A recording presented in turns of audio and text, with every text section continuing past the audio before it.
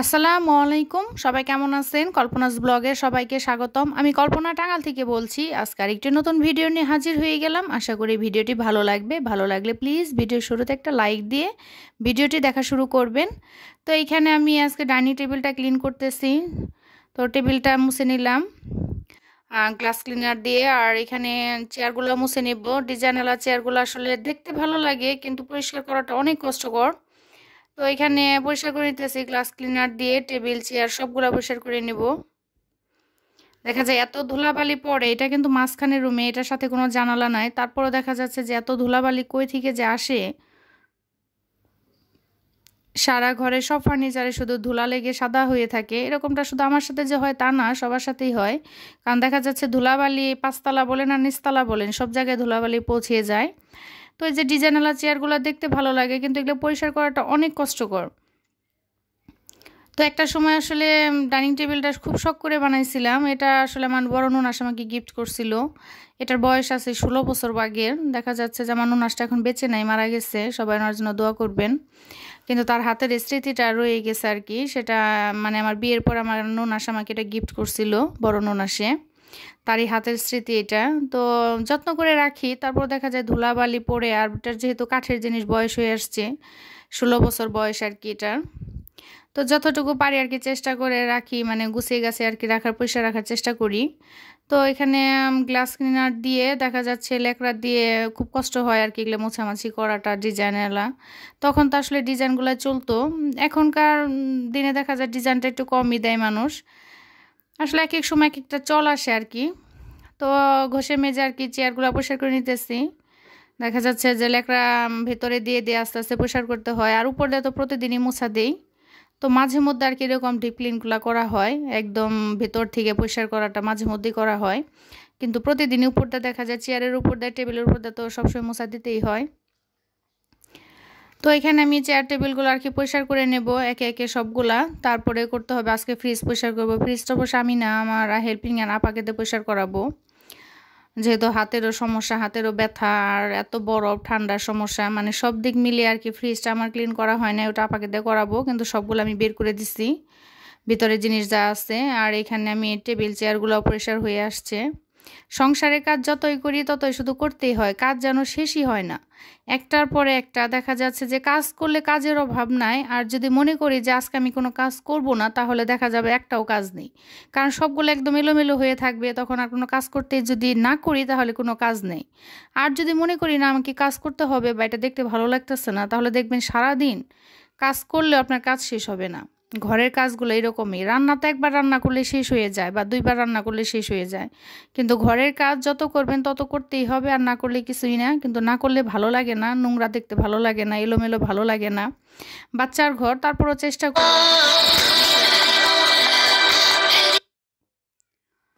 যতটুকু আর কি পারা যায়। তো ভয়েস দেওয়ার সময় ফোন এসে গেছে। এই তো টেবিলটা ভালো করে পরিষ্কার করে নিতেছি গ্লাস ক্লিনার দিয়ে আর কি।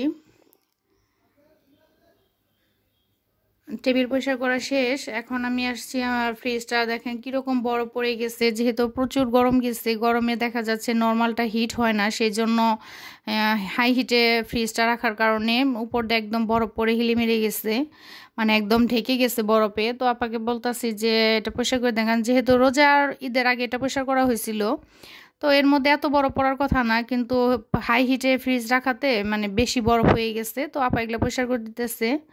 তো ভাবলাম আমি ফাঁকে একটু ভিডিও করি। আর আজকে মূলত ফ্রিজ পরিষ্কার করাটা মেয়ের আগে ভিডিও করি না এইভাবে।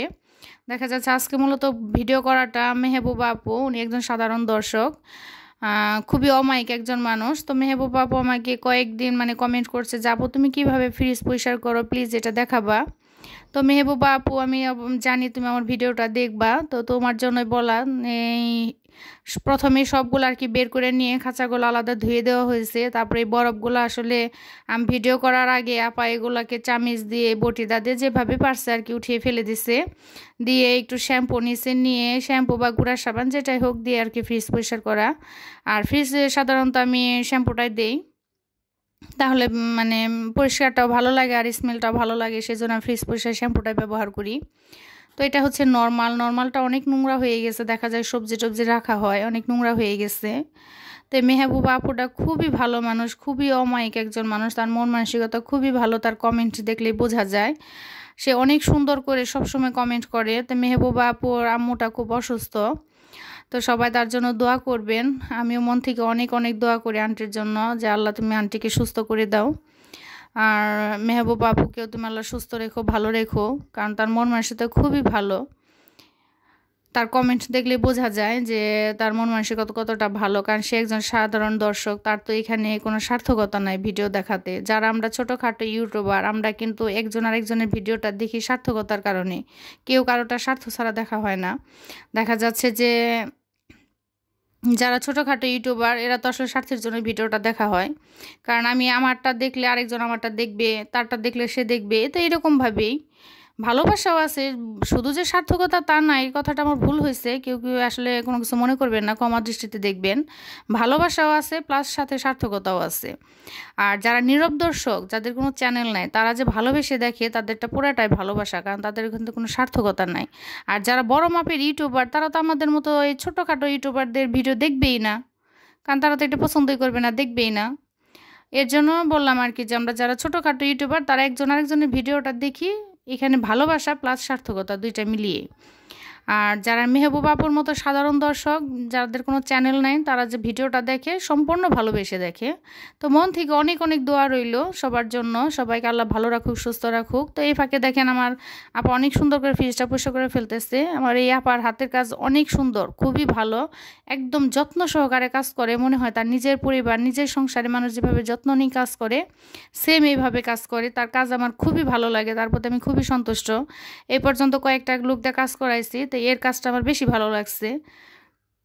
দেখা যাচ্ছে কাজগুলো পরিষ্কারও আর খুব যত্ন সহকারে করে। অনেক লোক আছে যে আমি টাকার বিনিময়ে কাজ করি বা আসছি ওরা ধরা কাজ করে চলে যাব, এত যত্ন সহকারে করার কি আছে, এটা অনেকে ভাবে, অনেকে ওইভাবে করেও। কিন্তু আমি এই আপাটাকে দেখছি যে না, সে নিজের মনে করে খুব যত্ন সহকারে সুন্দর করে কাজ করে। আমি বাসায় থাকি বা না থাকি সেটা ম্যাটার না, কিন্তু আমি যদি বাসায় নাও থাকি, তারপরে তার কাজটা সে যত্ন সহকারে সুন্দর করে করে দিয়ে যায়, জিনিসটা আমার খুবই ভালো লাগে। তো এইভাবে পরিষ্কার করা হয়ে যেতেছে, ডিপটা পরিষ্কার করা শেষ, তো নর্মালটা আপা পরিষ্কার করতেছে, অনেক নোংরা হয়েছে। আর আমার এই ফ্রিজটাতে একটু গ্যাস পাইপের সমস্যা হয়েছে, এটার ভিতর আসলে নর্মালি তেলে পোকা যায়, দেখা যাচ্ছে আমি কোনো খাবার টাবার রাখতে পারি না। তো অনেক আপু অনেক টিপস দিছে, অনেক টিপস ফলো করছি, কোনোভাবেই তেলে পোকাটা বন্ধ করতে পারি না। অনেক ক্লিন রাখি তারপরেও, কিন্তু আমি এটা ওয়ালটনের শোরুমে লোকের সাথে কথা বলছি ওনাদের, তো ওনারা বলছে যে এটা গ্যাস পাইপটা চেঞ্জ করতে হবে। যেহেতু আমার ছোটো বাচ্চা, দেখা যায় মানে দরজাটা ধরে এমন জোরে ধাক্কা দেয়, যে ধাক্কার কারণে গ্যাস পাইপটা আসলে মূলত লুজ হয়ে গেছে। তো ভাবতেছি আমার হাজব্যান্ড আসবে, তো উনি আসলে আর কি ফ্রিজটা সার্ভিসিংয়ে দেবো ঠিক করার জন্য। তো উনি তো অল্প কয়েকদিনের মধ্যে আসবে, তারপর আর কি ফ্রিজটা সার্ভিসিংয়ে দিব ঠিক করার জন্য। আর এমনি আমার ফ্রিজের বয়স 16-17 বছর হয়ে গেছে, মার্শাল্লাহ অনেক ভালো সার্ভিস দিতেছে।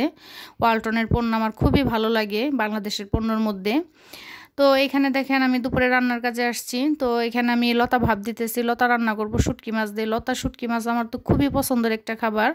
আর এই পছন্দটা খাবার হচ্ছে মানে হুমায়ুন আহমেদ, তো ওনাকে তো সবাই চেনে, সাহিত্যিক হুমায়ুন আহমেদ, ওনার খুবই পছন্দের একটা খাবার ছিল এটা। আমি যতবার লতা রান্না করি আমার ততবার ওনার কথা মনে হয়, কারণ ওনার একটা লাস্ট সাক্ষাৎকারে শুনছিলাম, উনি যখন একদম লাস্ট পর্যায়ে ছিল ক্যান্সারের, মানে মারা যাওয়ার কয়েকদিন আগের কথা, ওনার কি খেতে মন চায়, তখন নাকি উনি বলছিল যে লতা দিয়ে শুটকি মাছ সাথে কাঁঠাল বিচি, তো এই জিনিসটা নাকি তার খুব খেতে ইচ্ছে করছিল। তো তার ফ্যামিলি, পরিবার, আত্মীয় স্বজন তাকে খাওয়াইছে, কিন্তু এই কথাটা আমার মানে এখনও মাথায় এমনভাবে গেঁথে আছে যে আমি যতদিন লতা দিয়ে শুটকি মাছ রান্না করি ততদিন ওনার কথা মনে হয়। তো আল্লাহ, উনি তো মারা গেছে অনেক বছর হয়েছে, আল্লাহ ওনাকে ভেস্ত নাসিব করুক। তো কথা বলতে বলতে এখানে আমি শুটকিটা প্রথমে একটু শুকনা খোলায় টেলে নিছি, নিয়ে গরম পানি দিয়ে ধুয়ে, দেখা যাচ্ছে A to Z ভিডিওগুলো অনেক বড় হয়, আজকের ভিডিওটা এমনিতে অনেক বড় হয়ে গেছে, আমার আপু ভাইদের দেখতে অনেক কষ্ট হবে। তো প্লিজ একটু কষ্ট করে ভিডিওটা দেখে নেবেন, আর ভিডিওটি কেমন হলো সেটা অবশ্যই কমেন্টের মাধ্যমে জানাবেন। তো শুকনা খোলায় টেলে গরম পানি দিয়ে ধুয়ে নিছি, তারপরে এখানে আস্তে আস্তে রসুন, মানে বড় রসুনকে একটা ফালি করে দিছি, রসুন পেঁয়াজ তেল দিয়ে ভেজে সেখানে শুটকি দিয়ে দিছি, দিয়ে একটু পানি দিয়ে দিলাম, দিয়ে এখন হলুদ মরিচটা দিয়ে দিব জাস্ট, এটা দিয়ে শুটকিটা একটু ভালো করে কষিয়ে নেব। আর লতাটা যেহেতু ভাপ দিয়ে দিছি, লতাটা দিয়ে দিব। তো আমি তো আসলে রান্না করি এখন আমার জায়ের ঘরে, দেখা যাচ্ছে আমার ফ্ল্যাট আর আমার জায়ের ফ্ল্যাট তো পাশাপাশি। তো আমার পাশে তো গ্যাসটা আসলে সমস্যার কারণে কেটে দেওয়া হয়েছে। তো আমার জায়ের পাশে যাকে মানে ফুপু শাশুড়ির পাশে যাকে রান্না করে নিয়ে আসি আমি, তো ওনাদের চুলা এটা। তো আমি প্রতিদিনই রান্নাটা ওইখান থেকে করে নিয়ে আসি। তো আমার গ্যাসের যে সিলিন্ডার, এটাতে আমি টুকটাক মানে নাস্তা টাস্তা টুকটাক জিনিস করি আর কি। তো প্রতিদিনের ভারী রান্নাটা আমি আমার ফুফু শাশুড়ির ফ্ল্যাট থেকে করে নিয়ে আসি, যেহেতু আমার ফ্ল্যাট আর তার ফ্ল্যাট পাশাপাশি। তো দরজা তো আমাদের অল টাইমই খোলা থাকে, যেমন আমার পুচকিমাটা অল টাইম আসা যাওয়া করে। সকাল থেকে রাত 1টা 2টা পর্যন্ত আমাদের দরজা অল টাইম খোলাই থাকে। দেখা যাচ্ছে আমার পুচকি আম্মু যখন তখন আসবে আর যাবে। তো আমার রান্না করে নিয়ে আসতে কোনো সমস্যা হয় না। তো আমার আপু ভাইয়েরা তো অনেক সুন্দর সলিউশন দিছিল গ্যাস নিয়ে। তো আমার এক আপু বলছিল যে সিলিন্ডারে মানে রান্না করতে গেলে চুলার পাওয়ারটা কমিয়ে দিয়ে নিবা। তো আমি তো আসলে সিলিন্ডার ওইভাবে রান্নাই করি না, দেখা যাচ্ছে নাস্তা টাস্তা বানাই। তো রান্না তো আমি সব ওই পাশ থেকে করে নিয়ে আসি। তো এইভাবেই চলতে হবে আর কি। তো আমার লতাটা রান্না হয়ে গেছে কথা বলতে বলতে। আর এখন রান্না করব আমি ধুন্দুল দিয়ে আর কি, আলু দিয়ে পাবদা মাছ। তো এটা তোমার বড় বাচ্চার খুব পছন্দ, কিন্তু আমার ছোট মেয়ে খায় না। তো এক একজনের খাওয়ার রুচিটা এক এক রকম। তো ওই পাশে তো আমার আপা সুন্দর করে ফ্রিজটা পরিষ্কার করে দিতেছে, আর আমি দুপুরে এই পাশে রান্না করতেছি। তো এই পাশে থেকে দেখা যাচ্ছে যে একবার রান্না করে নিলেই হয়ে যায়, যেহেতু আমার বাসায় এরকম ছেলে মানুষ নাই। তো বাচ্চাদের নিয়ে খাওয়া আমার দিনে একবার রান্না করলেই হয়, সকালে জাস্ট নাস্তা, আর দুপুরে একটু রান্না করি। রাতের বেলা বাচ্চারা ভাত খেলে ভাত, না হলে রুটি খেলে রুটি, যে কোনোটা আর কি হয়ে যায়। ছোট ফ্যামিলিতে আসলে সিলিন্ডারের সমস্যা হয় না। তারপরেও তো যেহেতু আমার রান্না করার অপশন আছে এখানে, তো আমার তো আরও সমস্যা হবে না ইনশাল্লাহ। তো দেখতে দেখতে আমার রান্নাটাও কমপ্লিট। এদিকে ভাতটাও ছেঁকা দিয়ে নিছি। কথা বলতে বলতে কিন্তু ভিডিওটি শেষ প্রান্তের দিকে চলে আসছি। তো এতক্ষণ ধৈর্য ধরে যারা আমার সাথে আছেন, ভিডিওটি দেখতেছেন, তাদের অসংখ্য অসংখ্য ধন্যবাদ। অনেক অনেক ভালোবাসা রইল তাদের জন্য।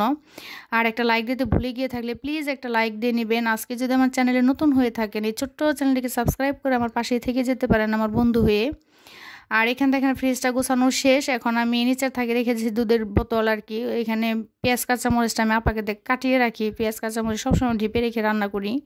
তো মাঝখানে থাকে মাছ টাছ, উপরে মানে মাংস, আর উপরেটায় রাখা হচ্ছে এই টুকটাক জিনিস আর কি। ফ্রিজে রাখা হয়েছে, নর্মালটা গুছিয়ে ফেলছি। নর্মালি আমি যে কোনো জিনিস দেখা যাচ্ছে যে মানে পলিথিনে করে রাখতে হয়, বা খাবার টাবার বক্সে করে রাখতে হয়, যেহেতু মাঝে মধ্যেই দেখা যায় তেলে পোকা দেখা যায় 1টা 2টা করে। তো এই তেলে পোকার জ্বালায় তো একদম অতিষ্ঠ হয়ে গেছি, কিন্তু কি আর করব, যতই হিট দিয়ে রাখি ফ্রিজে বরফ হয়ে যাবে নিচ থাকে, কিন্তু তারপরে মানে তেলে পোকাটা মরবে না। এদের জান এতটাই শক্ত। তো দেখি সার্ভিসিংয়ে দিয়ে ফ্রিজটা ঠিক করতে হবে। কিন্তু এই ফ্রিজের সার্ভিস কিন্তু খুবই ভালো। 17 বছর আমি আজও পর্যন্ত কোনো মেকার দেখাই নাই। আল্লাহর রহমতে অনেক ভালো সার্ভিস দিচ্ছে ফ্রিজটা। তো ওয়ালটনের পণ্য আসলে খুব ভালো। তো বাংলাদেশের যে কোনো পণ্যের মধ্যে আমার ওয়ালটনের পণ্যটাই খুবই ভালো লাগে। তো দেখতে দেখতে শেষ প্রান্তে চলে আসছি। সবাই ভালো থাকবেন, আমাদের জন্য দোয়া করবেন। খোদা হাফেজ।